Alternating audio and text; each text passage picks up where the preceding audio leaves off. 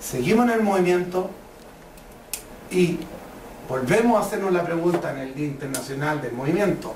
¿Y qué es lo que nos mueve a nosotros? ¿Y qué es movimiento nuevamente? ¿Qué pasa con el movimiento? ¿Cómo debe ser este movimiento?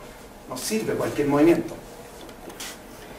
Y volvemos entonces al kinesiólogo, y lo entretenido del asunto sería decir, ¿por qué no definimos al profesional del ejercicio al kinesiólogo, por ejemplo, en vez del profesional del movimiento? En ese sentido la WSPT fue muy sabia el año 98, creo, definió al kinesiólogo como profesional del movimiento. Porque, por ejemplo, en respiratorio, usted dice que tiene que ver el movimiento o que tiene que ver el ejercicio. Porque una persona que hace una maniobra en un tórax, lo que hace es deforma un tórax. En otras palabras, lo que hace, aplica una fuerza sobre el tórax y produciendo un H, una altura. Nuevamente tenemos la altura. La fuerza que aplica el profesional, que es un profesional entrenado para eso, entonces esa fuerza por la altura lo podemos expresar en energía. Ese profesional entonces está prescribiendo energía. Puede ver cuántas veces lo hace y sin embargo podría medirlo todo. En neurología, el movimiento ordenado tiende a, por repetición, a mejorar los patrones que están alterados. En terapia manual, por ejemplo, cada vez que hacemos una movilización articular, separamos una carilla articular, volvemos a hacer un H o desplazamos este H por medio de una fuerza. Por lo tanto, en cardiovascular, por ejemplo, en esta área, el profesional del movimiento lo que hace es somete a una persona en su ergómetro, aumenta su frecuencia cardíaca y con eso genera todo un trastorno a nivel celular, produciendo beneficios a nivel cardíaco, sistémico, etc. Entonces nos pareció muy adecuado el concepto de movimiento y no de ejercicio para definir el profesional del movimiento. El profesional del movimiento, entonces, en todas las áreas de la química, de la fisiología. Y viene una palabra que habitualmente nosotros no la tocamos mucho, que es la mecánica. Y es una rama de la física que se dedica, porque es la ciencia, la rama de la física que estudia, analiza el movimiento, su evolución en el tiempo, bajo la acción de fuerza. La rama de la física, la mecánica, es la rama de los kinesiólogos. Nos explica todo.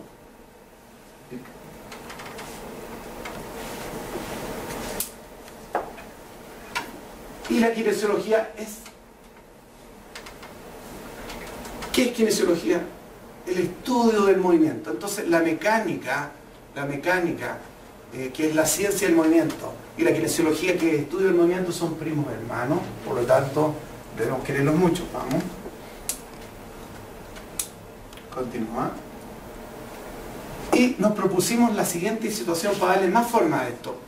¿Cómo debería ser el movimiento para definirlo como ejercicio? Ahí es donde viene la pregunta más interesante que nos dicen, ¿cómo debe ser este movimiento para definirlo como ejercicio que finalmente tiene los efectos benéficos? Ordenado, debe ser ordenado, es decir, debemos ordenar el movimiento. Aquí tenemos un par de ejemplos, que esto se hace mucho en Chile, donde hay grupos de gente haciendo movimientos que pueden parecer sanos para la salud, pero yo no veo cómo poder medir los H, podemos medir la frecuencia cardíaca en grupos, todo el mundo haciendo las cosas al mismo tiempo. En un movimiento ordenado tiene estructura. Entonces, ya, continuamos. Características de un movimiento ordenado. Hemos definido el movimiento ordenado que tiene que tener una velocidad constante. Velocidad constante. A eso, bueno. El movimiento debe tener un momento isométrico, es decir, todo movimiento debe ser hecho, detenido y vuelto a su lugar. Levantar, detener y volver. Si yo hago esto, pasa a no tener sentido, sigue siendo desordenado y no es medible. Nosotros tenemos que hacer medible esa cosa. Tiene que haber un control en todo momento, en todas las técnicas, en toda la área. Es decir, levanto, mantengo y bajo. Sin control hago cualquier movimiento desordenado. Las alturas, los planos y ejes deben estar definidos. No es lo mismo que yo haga esto, que haga esto, que hago esto. Si lo quiero para una estructura, debe ser en ese plano, muy definido. Los desplazamientos de los centros de masa, es decir, de todas las estructuras del cuerpo, deben ser realizados con una masa, con una fuerza, que nunca supere las 60 repeticiones para asegurar que la persona no se lesione, porque pueden tomar 40 kilos y pueden levantarlo, pero no van a llegar nunca a 60. Esa es la razón. Y además que los sustratos a nivel celular, más o menos 20 repeticiones, 3 de 20, por ejemplo, se alcanzan aproximadamente en un minuto, se acaban.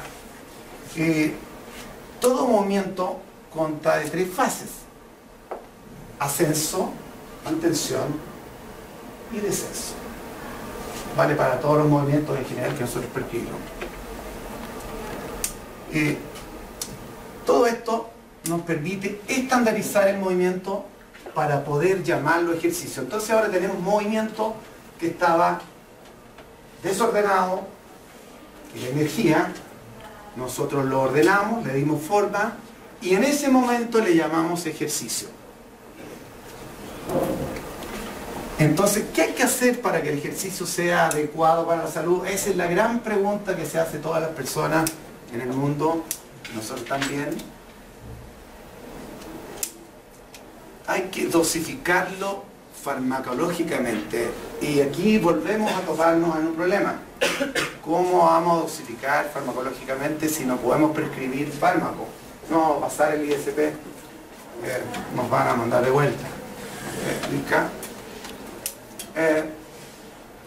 Si tenemos masas, fuerzas, alturas, entonces tenemos una energía prescrita.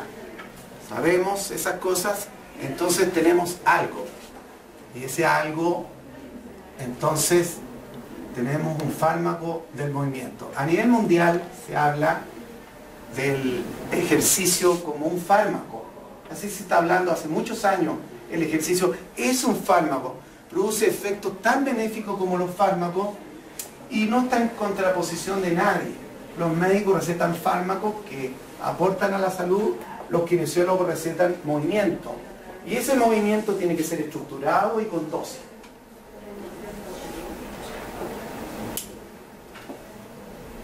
Pero, ¿cómo podríamos prescribir fármacos? Nosotros a este fármaco le llamamos el fármaco del movimiento y le llamamos Galileo. Porque Galileo nunca estudió medicina un año, después se dedicó a las matemáticas. Cuando el movimiento desplazando los centros de masa alcancen 1 tonelada o 1 metro, en ese caso nosotros le llamamos Galileo, con fines de salud.